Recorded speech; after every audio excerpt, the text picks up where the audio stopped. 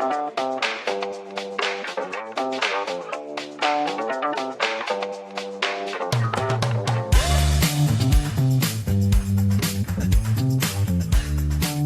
and welcome to Funded Futures. My name is Emily, I'm your host, and today I am joined by Majella Campbell, who is the CEO of Fishburners, which is one of Australia's most iconic and long-standing startup communities. Thank you so much for coming into the studio. No, thank you for having me. I'm really excited to be here.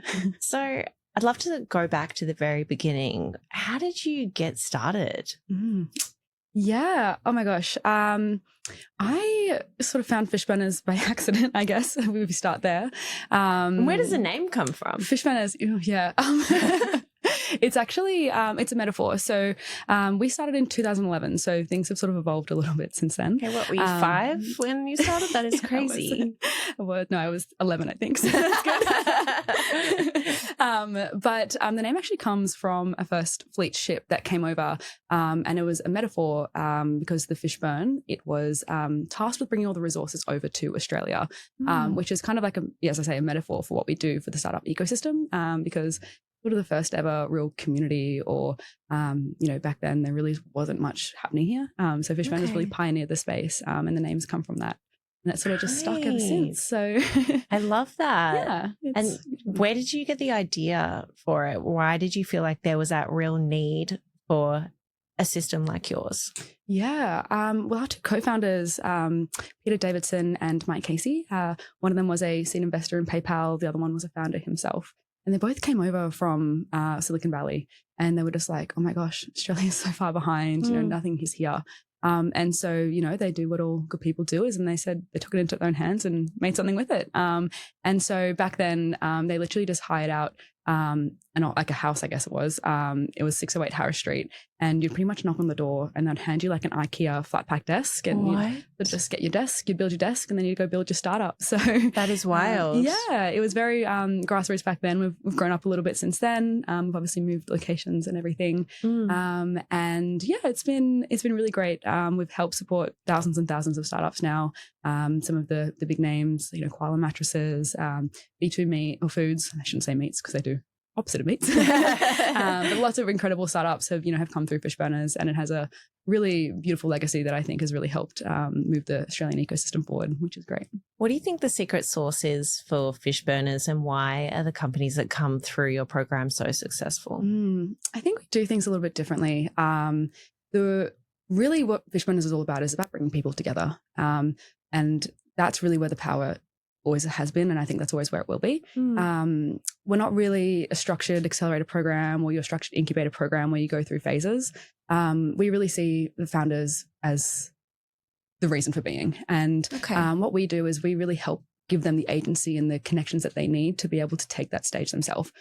Because there's no real way to start a startup. There's no one way, and it's always evolving. In fact, it's crazily evolving as we speak. And so for us, we find the best way that we can create that impact is by creating the right systems and infrastructure behind them, so that they're able to make those steps themselves. So community, as I say, is really central to that. I think, or when we focus on what drives us forward is we talk about connection in 3 ways. So connection to each other, so human connection. That's, what keeps founders in the game at the end of the day. I think when they know they're not doing it by themselves, it's just, it really reaches further. But then the next part is connection to networks. So obviously we focus on the early stage space. So we've got a lot of first time founders, people who are still finding their feet. So helping them understand and navigate the ecosystem, who's who, where to go for what. That's a really big thing that we do. And obviously connecting them with the right people at the right time. For sure. And then the other thing we do is connection to opportunities. So again, early stage space, it's really about getting visibility, helping test your product, build your product. So we kind of create opportunities. We work with other ecosystem providers to be able to connect them and give them access to that. Because being able to navigate the ecosystem is a really scary thing, I think, when you're first new to the ecosystem. So we really help simplify that and make sure you're doing it around the right people as well. So it's really interesting what you say. I know there's a lot of buzz around AI and, removing that human interaction, which I think is such a shame. And it really is such a key element to building a business, particularly in Australia. And I just don't know where that thought process is, that people say AI is the next frontier. We don't need people. What would you say to them when you're trying to encourage community? I always, when I think about the future, I sort of obviously start with past, where have we been brought to at this time? Yeah. We think about human, we think about evolution and all the things that have, taken us to where we are. It's always about people. Sure. It's always about, being together. When everything goes crazy, it really brings people back together. And I think AI and all this technology is a wonderful asset. And I think it really helps enable those human connections better, as opposed to being a replacement. So God, I'd be really scared of a future where we're not centering around each other. And I think often sometimes we actually go further down the tech route. It actually pulls us closer to the human side. I feel, if we took COVID, for example, obviously everyone was forced to be separate. We had a lot of the ways that we're changing are working. So a lot more virtual things came about and people were able to connect in new ways. But particularly, we have a co-working space, so we could see this pattern really quickly. But, the first year after COVID, everyone was kind of like, no, I really like this working from home thing. But, slowly everyone came back and they said, no, I need to be around people. And I think that draw, like that gravitational pull that we have as people to be close to each other and be around each other is really, really important. I think as well, it actually makes better businesses. I think that when founders really start to understand the power of community and the power of people, they start to see it less as something that is a nice to have or a reason to get out of the house. They actually start to see, oh, I'm actually getting exposed to more ideas, getting more connections. And I think that actually propels businesses forward. So it's really important as well. Good ROI. Yeah, absolutely. And you guys are really well known for your pitch nights. How do they help founders to really hone in on sharing their story and what they can bring to not just the startup ecosystem, but the general public as a whole? Yeah, pitch nights are fun. I think there's always the odd person that's always says like, don't do your pitch nights, don't waste your time on those sorts of things. Really? Which I think is crazy. I don't know if you get those hot takes all the time on LinkedIn where they're like, it's always like the career VCs. Yeah, I always see them writing about like, why are you applying for awards all the time and trying to avoid that. Yeah, and I think it always just grinds my gears, I suppose, when I see those things, because I think pitch nights or events or any sort of tool that you use to be able to, get visibility to your business is such an important thing. And again, at the early stage, that's really critical. It's very important, like to be building your business. It's so important to be, being customer centric. But, the right founders are still leveraging those as tools to be able to get the metrics that they need. So those VCs are absolutely right. You shouldn't be putting your like pitch night accolades and wins on your investor thing. Like they're not going to care. But what they can care about, or what you can use those for, is to be able to get exposure for your business, to get those, customers, to get that investment. Recently, about 6 months ago, somebody raised $1.2 million off the back of our female founder pitch night, which was incredible. So they're incredibly powerful tools when they're used the right way. But of course, you've got to balance that. Yeah, absolutely. But yeah, I think, that's a great example about why we love our pitch nights and why they continue to be so popular as they are. We get like 300 people to our events every time. They just love it. And it's really great as well because you start to bring all the different parts of the ecosystem together. So it's not just about founders getting up on stage. Obviously, investors come along as well. Subject matter experts or your corporates and stuff are there. People who are just interested, and it really just creates this beautiful amalgamation of people who are networking and mixing afterwards. And I think that's where the real magic happens. But I don't think it ever gets old watching the pitchers get up there and sharing their ideas and creating that environment where that's encouraged and spoken about. So I think that's really cool as well. Absolutely. And it's amazing to see that you're doing so much work in supporting female founders and helping them get funded, because obviously traditionally a lot of VCs aren't investing in female funded businesses, and it's such a shame. Yeah, I think Cut Through Ventures report that just came out, it was 0.5% of investment went to women this quarter. Oh my gosh. I know. It's so difficult as well.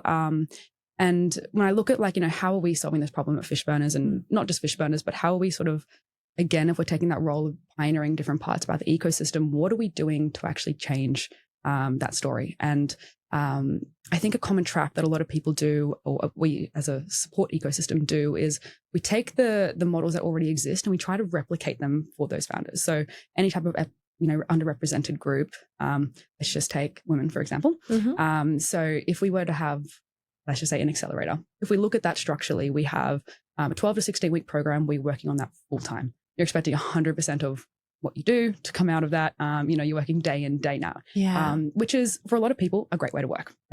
Accelerators have proven time and time again that they've been a useful business tool. But if we look at again, the statistics of the wider network, I think there was a statistic saying that females still have women still have the same domestic responsibilities as they did in the 60s. I have heard this. Yeah. And so if you apply that, okay, so take that statistic and you also look at the fact that all the work they have to do to have a startup, the 12-week accelerator isn't actually accessible for a lot of women to be able to do. Totally. Because they the kids still have sports days. If you're a mother, for example, women are also, on average earning less. So it's harder for them to leave their full-time jobs. And so when we look at these structures of the ecosystem and the way that we've built them, all of the structures or the programs are typically built on helping businesses that have been led by men.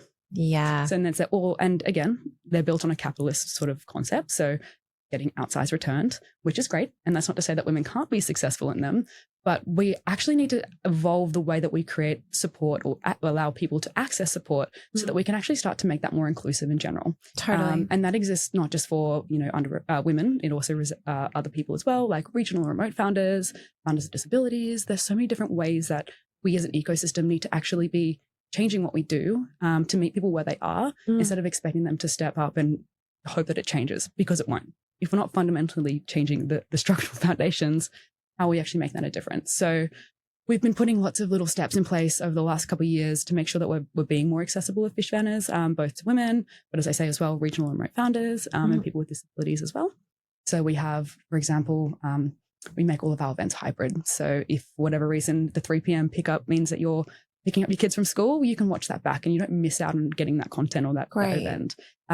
With all of our mentors, we have a box for them to check that they can, change the way that they deliver their mentor session in case somebody has additional accessibility needs, for example. Amazing. So we try to make sure that there's ways that we're not just kind of segmenting, diversity and inclusion into one area. We're actually building that into the core design of what we do. And we have a very exciting female founder program coming up very soon, which we're going to be launching. So very excited to share more. And I think it'll be really great. That's really exciting. I think it's interesting as well because you consider, is it the chicken or the egg? Is the problem with, the lack of accessibility to capital for women, or is it the problem with the people with the capital who don't understand the problems that are being solved by these female founders? So a lot of times they've done studies on it that men will invest in companies that they understand the problem that's being solved. So a lot of the time women are doing these incredible businesses that are solving problems that may just be for women and therefore they're not getting the capital they need. How do we educate investors to back these female founders and show them that actually the returns, statistically speaking, are better from female founders? Absolutely. I think it is absolutely a chicken and egg situation. I think a great place to start is by making sure we're getting better diversity in our investor pools as well. And we're encouraging more women to invest in businesses so that we're sharing those lived experiences as well. I think perspective is one thing, but having people within the actual game itself is really, really important. Totally. I think as well as we start to invest in more of this space, we're starting to see, for lack of a better term, outliers in your typical investment journey. For example, Shelley Sullivan from Emco Beauty, she's a $1 billion business now. She's just exited, which is incredible. I think we spoke about this the other day, actually. But her model is not the VC backable one. It's dupes for makeup sold in Woolworths and in mainstream media. A typical investor looking at that is turning that away straight away. Totally. So as we start to see these other businesses starting to be more successful, hopefully that we can also change the game and change, open people up to the opportunities that exist there. I think as well, we're sort of entering into this big wealth transfer where 50%, it's like $25 billion or something that is going to be sent from basically baby boomers to their children or the next generation. I would love some of that. It's the biggest in history. I hope I got 25 trillion right. It's insane. Wow. But a lot of that's actually going to women as well. Great. And they're saying that over, I think it's, again, I should know these stats off by heart. I've forgotten them. But the majority of the people who are controlling money are women. So I hope that, we're able to use these sort of change of events to give better education and, help more women understand what they can do with that. And particularly in the tech and startup space, continue to leverage, the opportunities that we have ahead of us to enable better investment or even entry into startups as well, which is great. So for sure. I think that's definitely an education barrier for women. I mean, I went to an all-girls school and there were certain subjects that my brother was able to have at his this school. Is so real. I didn't have them. I had the exact experience. I went to an all-girls school and literally all for the design and tech, that was my favorite subject. And at that school, I could either cook, I could do sewing, or I could do wood tech. I then in year 10 went to a new school, which was a bit of a weird structure. They've changed it since, but they just started bringing girls in from year 10 onwards. So it's predominantly a boys' school, but it's weird. They've changed it to fully co-ed now, which I think is much better. But but that gave me a really great opportunity to get access to the facilities that my school didn't have. Like economics, absolutely. For example. Yeah, didn't have that, didn't have legal study. Like it was wild. We didn't have that either. And for me in tech, who I loved, I was actually able to start building things, and like I could do metal if I wanted. I learned how to weld it. I learned computer science. So like learning how to, like for my year 12 project, I was able to literally, they allowed me to build a system where I could work with like brain activity and convert that into interesting stuff. So I've never been able to do that. So I think that it's really important that we continue to call those things out and continue to point them out as lived experiences, because I hope that's going to help make sure that we bring that forward as well. It's incredibly backwards, and I do hope that times change. I mean, it's been a long time since I've been at school, so we will pray that it is changing. I hope it is. I hope so. But yeah, and I think there's the lack of access to opportunities, not necessarily just in a capital sense. It's those learning opportunities. And there's this thing I always joke around with the girls about it, but it's like we should learn how to play golf, because then maybe we get invited on the golf days with the big senior execs. I have this conversation too. Oh my God, it kills me. Can I tell you my dream? My absolute please. dream is I want to get, okay, this kind of ruins it because I'm going to say it out loud now, but I want to get secretly good at golf and really like no one knows about it. And then one day I'm going to all the boys are going to go have a golf day. Yeah. And then I'm just going to be like, guys, can I come along? Like, can I take my bats? And then I'll be act really stupid and they'll misunderestimate me, and then I'm going to beat them and act like it's my first time. Genius. And I'm going to be like, guys, it's easy. I actually heard this really genius idea the other day on how to get free golf lessons. It's only for the single girlies. So if you are one, write this down, grab a pen. But basically you suggest going to the driving range for every date and then you're getting your free golf lessons. That's the best, work smarter, not harder. 100%. And then you're getting in with the senior execs. It's a career move. At the end of the day, it's a strategy that is unheard of. I think that's the best way you can do it. It's not what the patriarchy Exactly. It's about time we start utilizing it. So it's excellent. No doubt. But I think that's the thing. There's been this very male oriented view of how to do business and how to have those business meetings. And sadly, in the past, a lot of women have been sexualized, and therefore they don't feel safe going into those environments where there might be alcohol present. And that's where business deals are historically done. Yeah. So I think that having a community where it is safe for women to be involved and to network and to meet like-minded individuals and people who can mentor them and help them to grow their business like Fishburners is so, so important. Honestly, I started at Fishburners when I was still at university.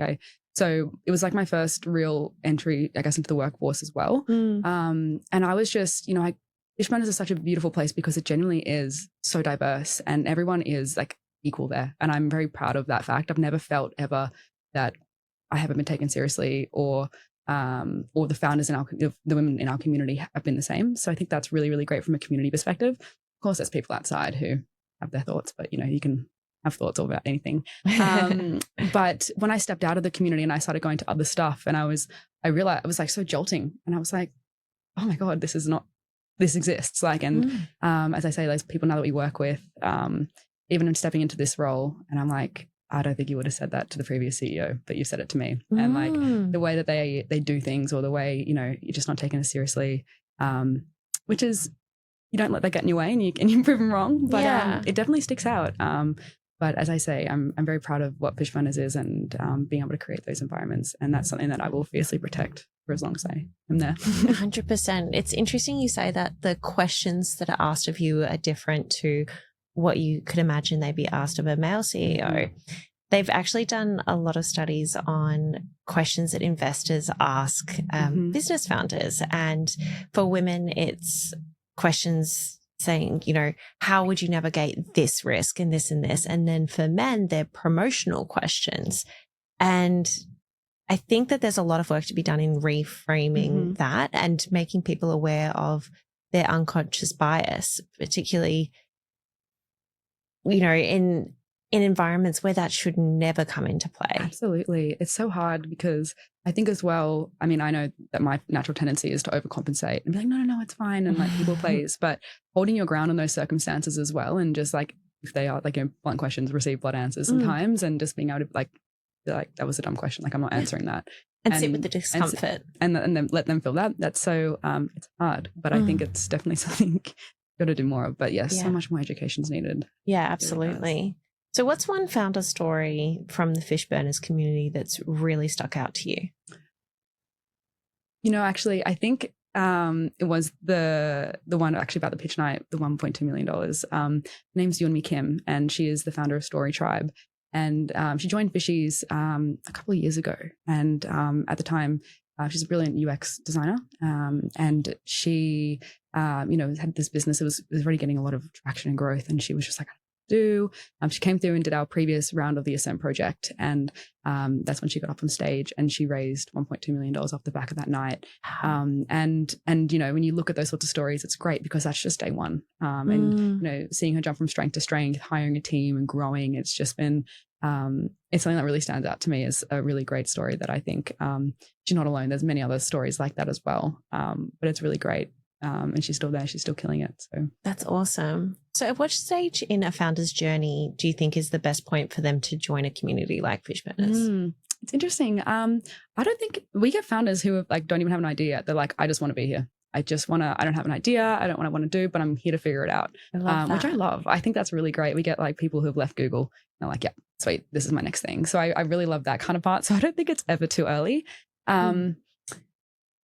As I say, we specialize in the early stage space. So anything up to Series A is probably where like is our sweet spot. And I think we really help people. We'll do a lot of work on the 0 to 1 phase, which is very different to the 1 to 2 and the 3 to 4.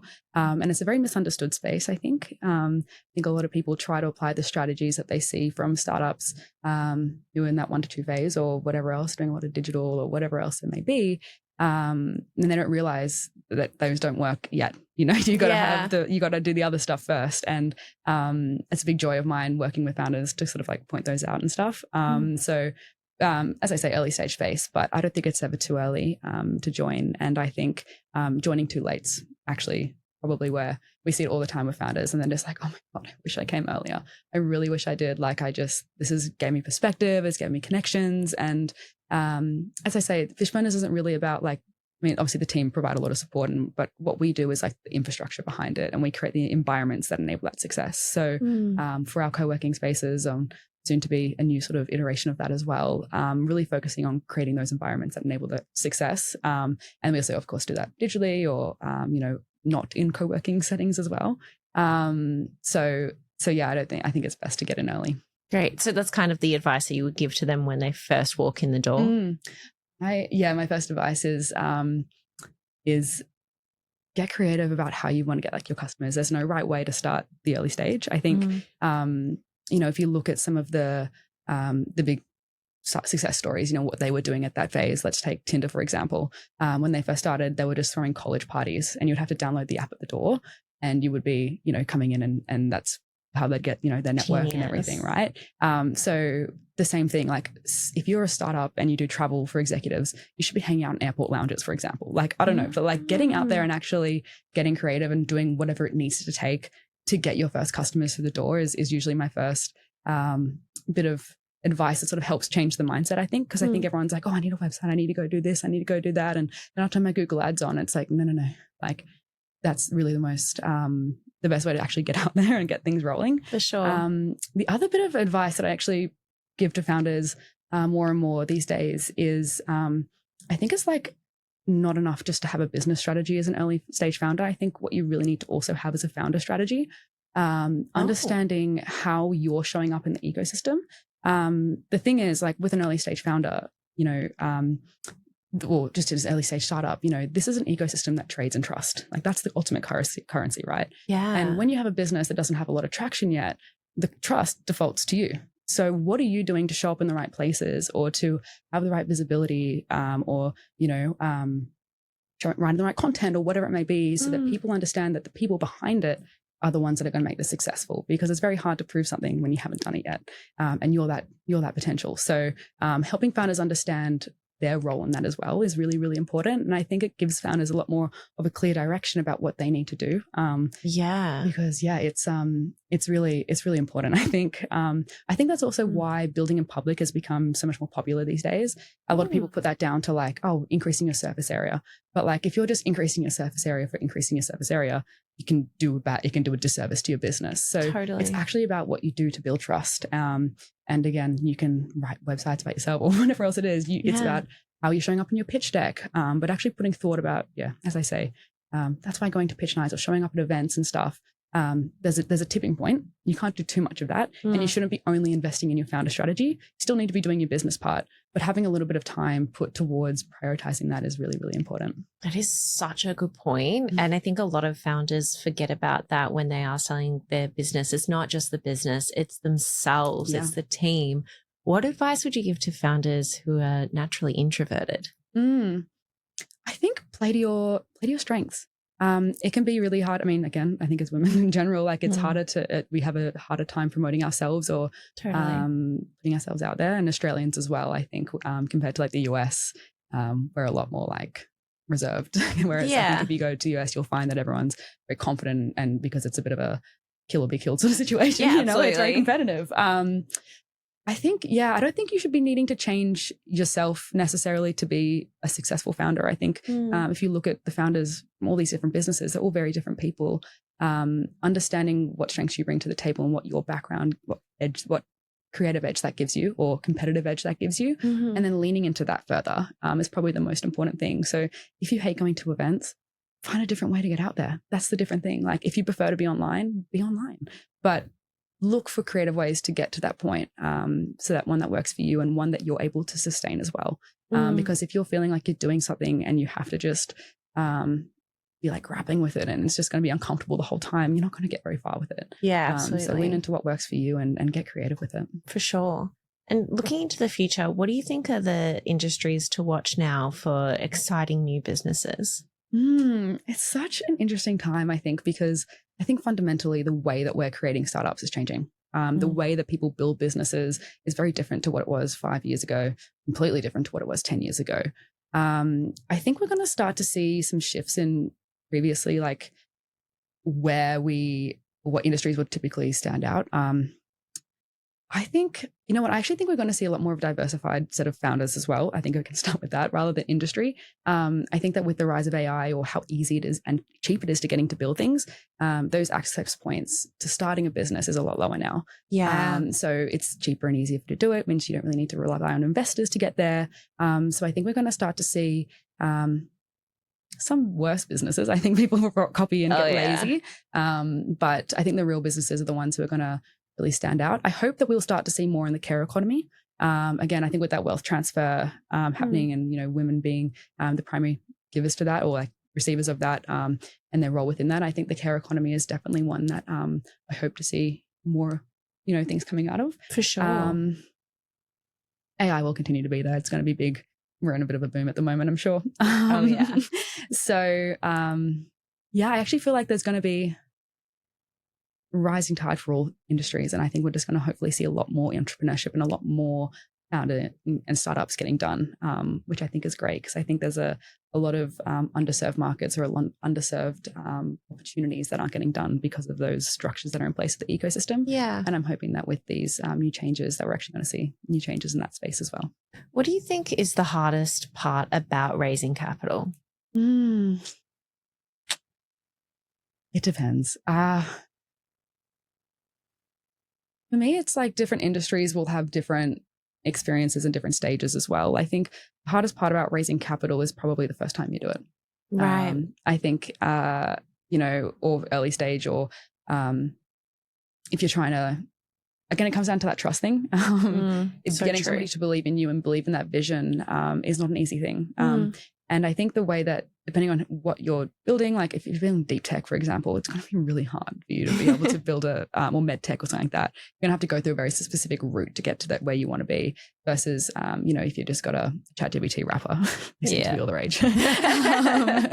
But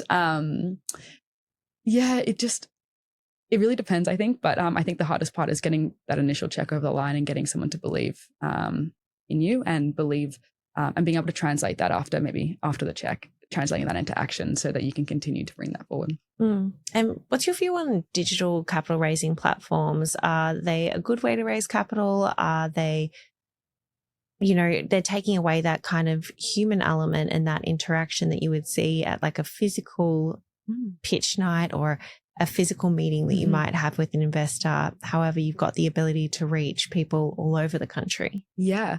I love what virtual does for people, like, again, diversifying or getting people connected. I think that's really great. I think any platform that brings people closer to building the business that they can make the change in the world, I think that's always a great thing. Different preferences for different founders, I think it always comes down to, I always feel that like it's very easy to vilify certain things, but what's really great to one founder, again, if we're talking about regional founders, that virtual one is probably going to be one of the few ways that they're going to be able to affordably get their business out there. Compared to if they had to do like a roadshow all across or move their whole family over here or whatever else it may be. So I think it's really exciting that we have those tools these days to do that. And then but again, I think it might be easier as well, raising capital of somebody that you know and somebody that you're meeting a lot of the time. That's a great point. It depends on your strategies, your strength, what the business is. Again, it's probably terrible. Everyone's probably sick of me saying that. But overall, I think they're good. And I think any tool that helps founders, move their business forward is something to be celebrated. Sure. And where do you see the future of Fishburners going? I'm really excited about the future. I think we're looking at, this next chapter and really, again, getting down to what matters, which is people and connection, and finding better ways to connect founders. Again, if we look at what's important to us, is the human connection is always really, really important. But again, I think we have this incredible opportunity with what's in front of us technologically to be able to enable that process and to organize the information in a way that actually helps move founders forward. So we've got some exciting announcements coming about that soon, actually, which is really cool. But as I say, I think my vision for the Fishburners community or for founders in general is I want them to be able to get off the plane anywhere in the world and be able to find the right people, networks, opportunities, and connections that they need to grow their business. So that's what we're building for. That's what we're making our bets on. And I think it'll be a really, really exciting way to bring people closer together. For sure. It sounds like it's a super exciting time for Fishburners and for the startup ecosystem as a whole, particularly here in Australia. And what you're doing is so invaluable for so many people and it's tangible. You can actually see the difference you're making. So thank you so much for everything that you're providing for founders, investors, and just anybody who's trying to start a business, and particularly female founders. It's great to see that there's some supporters there. And thank you so much for coming in and sharing your story with me. No, thank you for having me. As I say, I think everyone's really better together. So really appreciate you having me here. Thanks so much.